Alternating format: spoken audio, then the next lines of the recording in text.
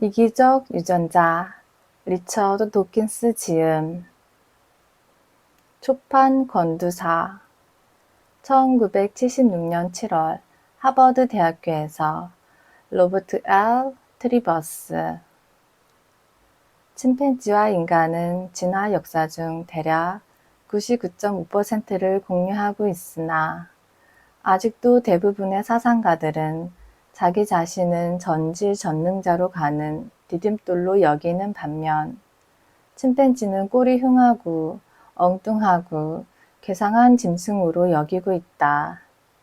진화론자의 입장에서 보면 이는 말도 안 되는 것이다. 어떤 종이 다른 종보다 우월하다는 객관적인 근거는 아무것도 없다. 침팬지와 인간, 도마뱀과 곰팡이, 우리 모두는 대략 30억 년이 넘는 긴 시간 동안 자연선택이라는 과정을 거쳐 진화해왔다. 각각의 종 안에서도 어떤 개체는 다른 개체보다 생존하는 자손을 더 많이 남겨 그들이 갖고 있는 번식의 성공적인 유전 형질, 유전자가 다음 세대에 더욱 많아지게 된다. 이것이 자연선택이다. 자연선택은 무작위적이 아닌 차등적인 유전자의 번식을 말한다. 자연선택의 결과 지금의 우리가 있게 되었으며 우리가 우리 자신의 정체성을 이해하기 위해 반드시 먼저 이해해야 하는 것도 자연선택이다. 생물은 자연선택을 통해 진화해왔다는 다윈 이론이 특히 멘델의 유전학과 결부되어 사회적 행동을 연구하는 데 중심이 됨에도 불구하고 이 이론은 너무나 무시되어 왔다.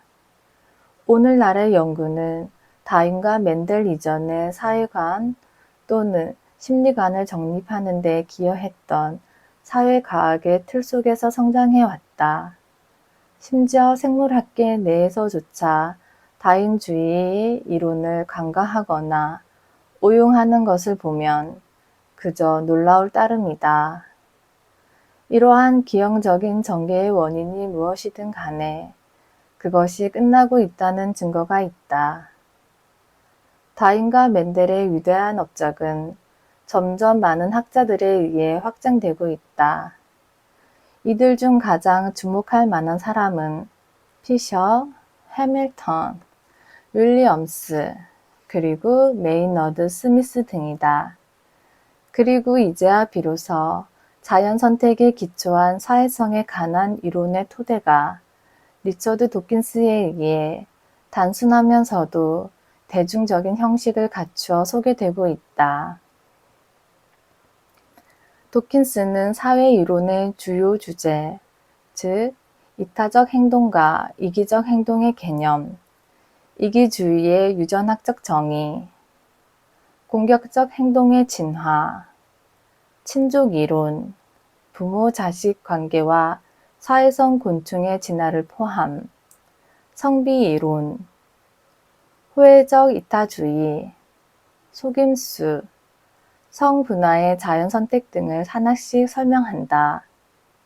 기본 이론을 통달함으로써 갖게 되는 자신감으로 도킨스는 그의 새로운 작품을 경탄할 만큼 명쾌하고도 세련된 문체로 펼쳐낸다. 생물학 절반에 걸친 해박한 지식으로 그는 독자들에게 풍부하고 흥미로운 생물학적 문헌을 맛볼 수 있게 해준다. 이 분야를 다룬 기존의 책들과 달리 그는 정확하게 핵심을 꿰뚫는다. 그가 내 책에 오류를 집어낼 때 그랬던 것처럼 말이다. 도킨스는 또한 자신의 이론을 명료하게 설명하는 일에 수고를 아끼지 않음으로써 독자들 스스로가 도킨스의 논리를 적용하여 그 논의를 확장할 수도 있게 했다. 심지어 독자가 도킨스가 되어 생각할 수도 있을 것이다. 그 논의 자체는 여러 방향으로 확장할 수 있다. 예를 들어 도킨스가 주장하는 대로 만약 속임수가 동물의 의사소통에서 기본이 되는 요소라면 이 속임수를 감지해내는 능력이 강하게 선택될 것이다. 그리고 이에 따라 지금 행하는 속임수가 들키지 않도록 자기만이 알 수 있는 미묘한 신호를 통해 자기 기만의 일부 사실이나 동기가 무의식적이 되도록 하는 어느 정도의 자기 기만도 선택될 것이 분명하다. 따라서 자연 선택이 이 세상에 대한 정확한 이미지를 만들어내는 신경계를 선호했을 것이라는 종전의 생각은 감정의 진화를 너무나 순진하게 파악한 견해임에 틀림없다. 최근 사회 이론의 빠른 진보는 반혁명적인 작은 회오리가 생겨나기에 충분한 것이었다. 예를 들면 사회 이론의 진보는 사실 사회 발전이 유전학적으로 불가능한 것처럼 보이게 함으로써 사회 발전을 저지하려는 주기적 음모의 일부라고 감히 단언할 수 있다. 이와 유사한 근거 없는 생각들이 서로 연계되어 다윈주의의 사회 이론은 정치적으로 반동적이라는 인상을 준다. 그러나 이것은 전혀 사실이 아니다. 양성이 유전적으로 평등하다는 것은 피셔와 해밀턴이 최초로 명확히 확립하였다.